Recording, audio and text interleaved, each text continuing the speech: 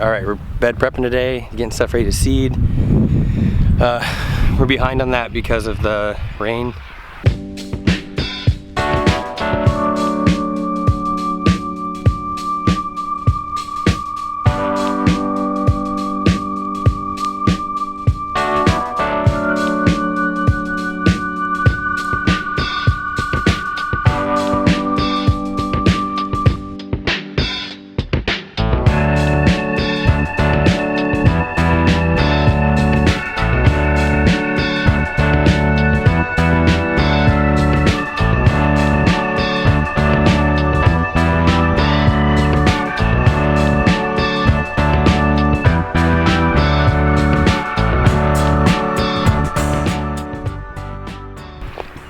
Tori just seeded beets in the second tunnel.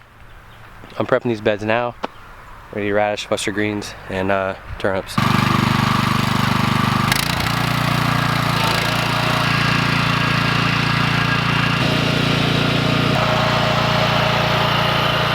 You have a fruit set like this, you want to take the foliage off.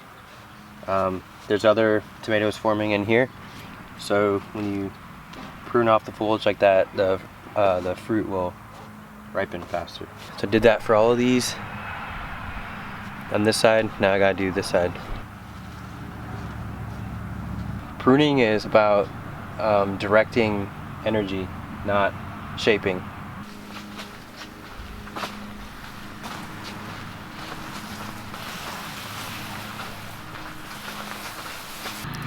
Got a lot of seeding done today. I did some arugula in the high tunnel, and then I did some choga beets, 2 varieties of turnips over there, 2 varieties of radish, and then in the second tunnel some more radishes.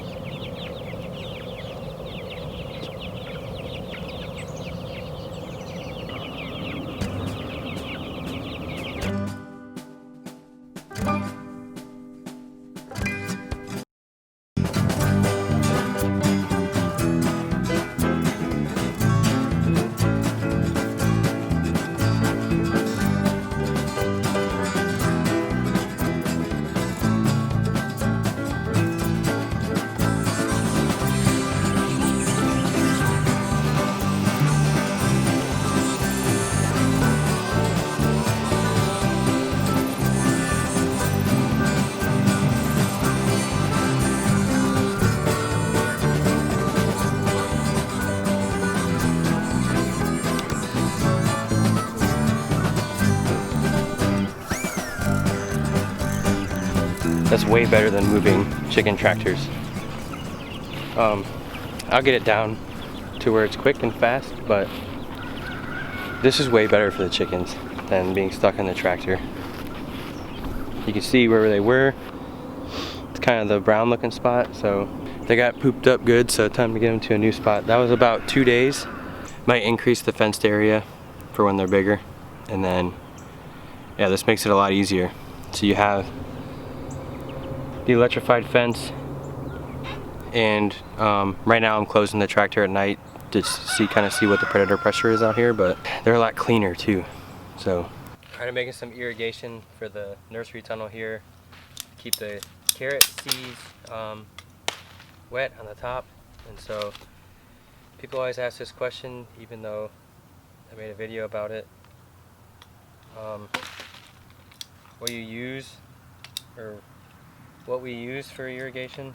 These are Wobblers. These are from Deerfield Supply. You can get them from the internet though. Just look it up.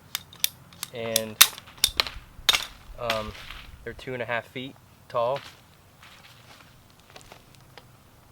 1/2-inch PVC. Basic setup for the wobbler. You have the wobbler, the 1/2-inch pipe, and then the bottom, which screws into this piece. And so now you're gonna have this, and this pipe, 1/2-inch pipe from Lowe's, what we get, goes onto here. I'm gonna cut this one into the drip the middle row here.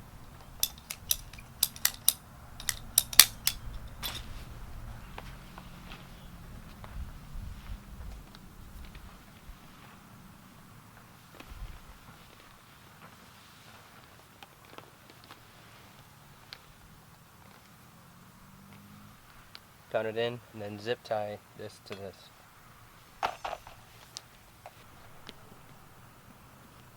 They come with these nozzles, and some are different color than the others, and they'll shoot the water different distances. So depending on your contacts, whichever one you get, you're just gonna have to do some easy math and figure it out. Just spending like the whole day cultivating. It's like 90 degrees out. It's like summer. Harvest day. It's been a super busy week. So much stuff to do. This time of year is always like, you're always behind.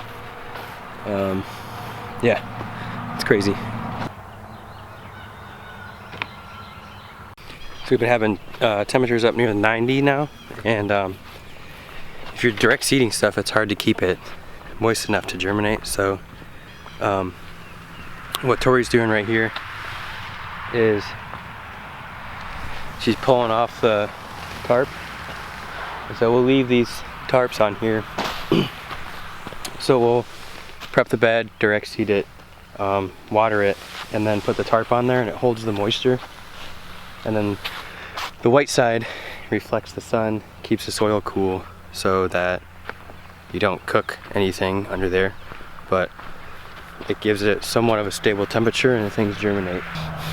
It works for pretty much everything, and we use it like pretty much for everything now, because some things, like if you have the carrots here, so the fennels, like this is a good example.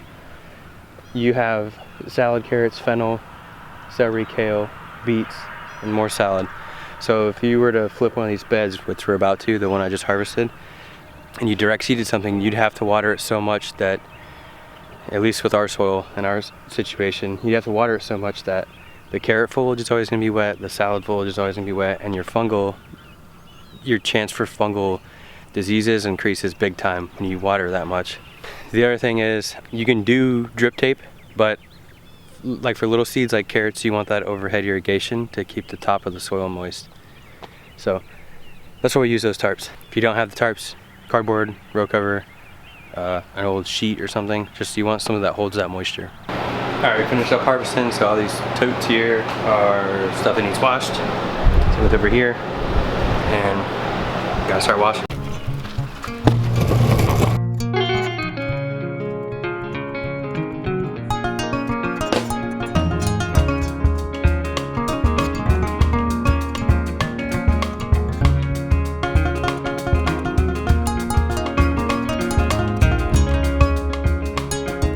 Alright, so thanks to the 9 inches of rain in 2 weeks and then high 80s, low 90s weather, a lot of these early salads we planted that we could have harvested off of for probably 2 or 3 more weeks. I had to cut everything yesterday, and now I gotta mow it so we can just flip this bed and plant something else.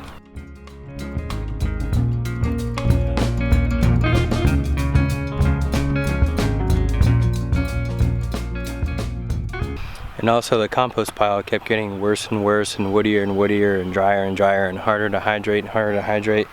And I was like, this ain't right. So I'm not one to call and complain, but I called and complained, and yeah, it's definitely not finished. It seemed like it was, but it's not. They're bringing a new truck Monday with a replacement load, so hopefully that one's actually finished. Because that set us back too. So now we're set back by multiple things, and this is just the way it goes. So we have to find our groove and rhythm and see what people want. Compost supplier that's consistent. All these different things come into play. It seems easy because it's just a small amount of land, but a lot of stuff goes into it because you have to manage it so intensely.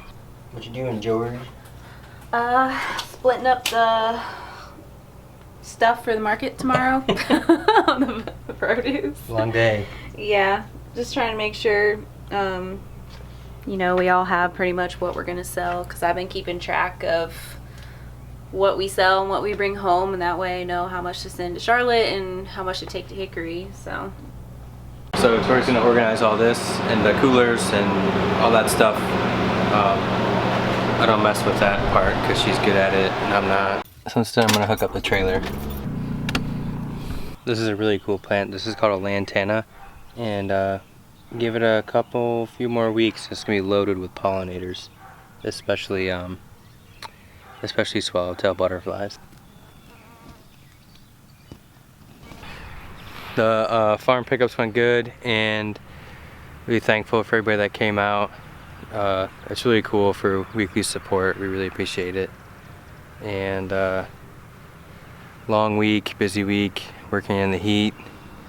And tomorrow, markets. We gotta get up early and take care of the chickens, take care of the seedlings, set the irrigation timers, load vehicles, all that stuff before we head to the markets. Good thing you're organized. I look at this and be like, I'll just do it in the morning. well, I came in here this morning like when you were on deliveries and everything's everywhere. And I was like, oh my god, I gotta organize. Yeah, it was bad. That's my fault.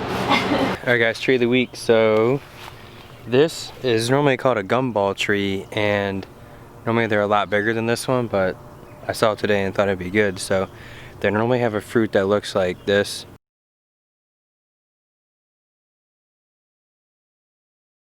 But I can't seem to find any on the ground here, so I'm just going to show you the leaves. And the leaves are pretty much the same for all of them. They're like dark, they're kind of glossy here, and they have this star shape to them. And when you crush the leaves and smell them, it's a noticeably not planty smell. Like it's kind of sweet and sugary-ish or something like that. It's kind of weird to describe. I mean, it smells like a sweet gum tree, but these grow pretty quick. You can see the new growth in this one. So up here you have the old growth where it's brown, and then this green part up here is the new growth from this year. So, you know, looking at 6-7 inches or so, and it's still growing. This tree doesn't have opposite leaf arrangement. It's alternate, so like I went over before, the leaves come off at opposite angles, like this here. These are pretty common in North Carolina. I've pruned a lot of them. You've removed a lot of them. Good tree for a spot where you don't know to put anything else, and the soil might suck. It can survive as long as it's more acidic. And the smell. And if you're walking around it and you step on one of the spiky balls, the fruit, you'll know it's a sweet gum. Okay, it's gonna start storming apparently. Yeah, this is how it goes. So I close these tunnels during the storm because I don't want rain blowing in on the foliage of the cucumbers and the tomatoes, because it's gonna cause fungal issues. We already have mite issues on the ones we planted earlier. Yeah, and I don't think it's going to be a windy storm, but if it is, and I want the tunnels to blow away, it's always something. It looks pretty decent though for a storm. We actually kind of need the rain, but a rain like this little weak rain that's just enough to get water on the foliage and have it sit there all night, it helps, but after 9 inches in 2 weeks, it's probably just gonna cause fungal issues. So I'll leave the tunnels like this, so if you get a heavy rain and it comes down off the plastic, number one, it will shut it, and number two, you're not gonna have this, like if this was up, the rain would come in and curl back, and then you get enough of it, which is likely to happen here in North Carolina. You get 2 inches of rain out of nowhere, then it'll kind of curl under the edge of the plastic and just start washing on the bed. It all looks pretty cool though. Yeah, sorry this vlog's kind of short on farming stuff and time lapses and all that, but with the weather, having to flip these beds real quick, crop out beds, all that stuff. It's a challenge to do it. This is how we make our living. So, like I said before, we're farming for, you know, to make a living, not just to make content from it. And so with that, it's just that's just how it goes, I guess.